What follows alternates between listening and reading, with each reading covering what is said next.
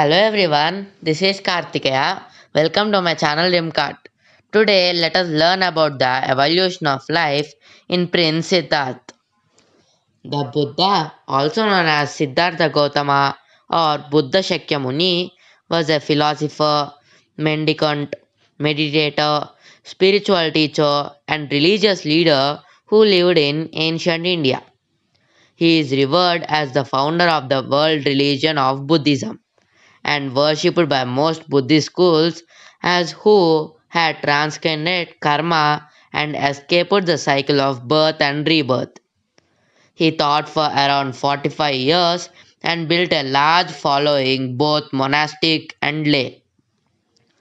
His teaching is based on his insight into dukkha or suffering and the end of dukkha, where the state called nibbana or nirvana. The Buddha was born into an aristocratic family in the Shakya clan as Siddhartha at 563 BCE to Shuddhodana, the chief of Shakya clan, and Maya Devi. At the age of 16, he was married to Princess Yashodhara and had a son called Rahul, but eventually renounced lay life. The four great sites. Prince Siddhartha is said to have seen four great sights which left a great deep impact on him. He saw a sick man, an old man, and a dead body. All these sights left him disturbed and uneasy.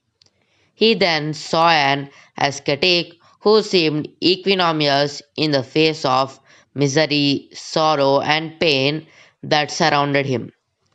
These sights, called the Great Four Sights, made Siddhartha see the impermanence of worldly pleasure. Soon after, he renounced the world, leaving his wife, child, and all the pleasures of the royal palace. This was the great reunification. Siddhartha wandered from one place to another in quest of truth. He followed the precepts of many yogis, exercised every conceivable austerity and penance, but truth still eluded him. Finally, he sat under a peepal tree in Gaya and began to meditate. On the 49th day of meditation, he attained supreme knowledge or enlightenment. He came to be called the Buddha or the Enlightened One. The tree under which he had meditated is known as Bodhi tree. According to Buddhist tradition, after several years of medicancy, meditation, and asceticism, he awakened to understand the mechanism which keeps people trapped in the cycle of rebirth. The Buddha then traveled throughout the Ganges plain, teaching and building a religious community. The Buddha taught a middle way between sensual indulgence and the severe asceticism found in the Indian Sramana movement. He taught a spiritual path that included ethical training and meditative practices such as jhana and mindfulness. The Buddha also critiqued the practices of Brahmin priests such as animal sacrifices. Buddha then gave his first sermon in the deer park near Sarnath and initiated five disciples. This event is known as the Dharmachakra Parivartan or setting in motion the wheel of law. For the next 45 years, Buddha preached his teachings and set up Buddhist sanghas. At the age of 80, he breathed his last at Kushinagar. This event is called Mahaparinirvana and it's supposed to have taken place in 483 BCE. A couple of centuries after his death, he came to be known as the title Buddha, which means awakened one or enlightened one.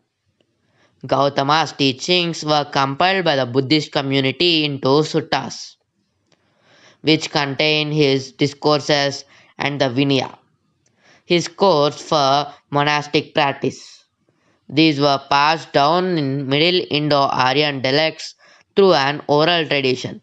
Later generations composed additional texts such as systematic treatises known as Abhidharma, biographies of Buddha, collection of stories about Buddha's past lives known as Jataka tales, and additional discourses that is the Mahayana Sutras and Hinayana Sutras.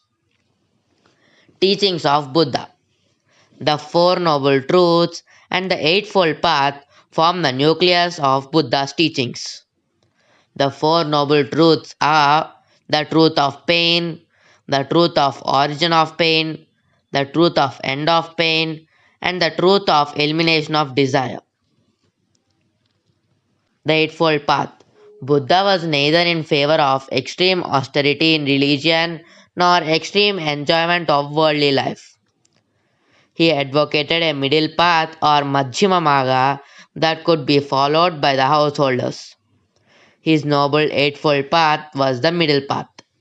The eight virtues recommended by Buddha in his Eightfold Path are right belief, right thought, right speech, right conduct, right means of livelihood, right effort, right meditation, and right memory. The Eightfold Path, if followed, would eliminate carvings and consequently end suffering.